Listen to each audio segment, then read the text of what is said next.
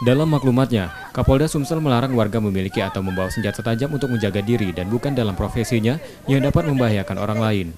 Maklumat itu sebagai peringatan untuk warga agar tidak menyalahgunakan senjata tajam dalam bentuk apapun. Terlebih tindak kriminalitas yang marak terjadi di Sumatera Selatan dalam 2 pekan terakhir, khususnya kasus kekerasan disertai pembunuhan. Maklumat ini berlaku dalam beberapa waktu ke depan, dan setelahnya polisi akan melakukan operasi khusus atau razia senjata tajam pada warga secara luas. Jika tingkat kriminalitas di provinsi ini masih tinggi, polisi juga akan memberi tindakan tegas sesuai hukum bagi warga yang kedapatan memiliki senjata tajam sebagai efek jera.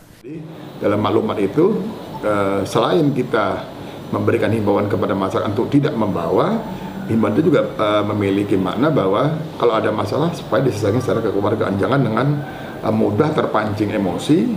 Tadi kalau dia biasa bawa sajam, akhirnya berujung kepada terjadinya kasus penganiayaan atau kasus-kasus yang lain.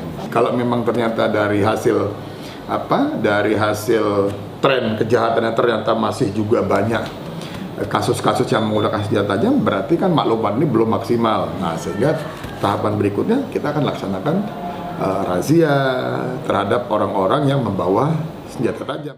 Sepanjang Juli 2020, Polda Sumsel mencatat kejahatan dengan disertai pembunuhan meningkat dari bulan sebelumnya, dengan 38 kasus akibat berbagai faktor seperti ekonomi dan narkoba. Rizky Oktora, Muklas Differential, Kompas TV, Palembang.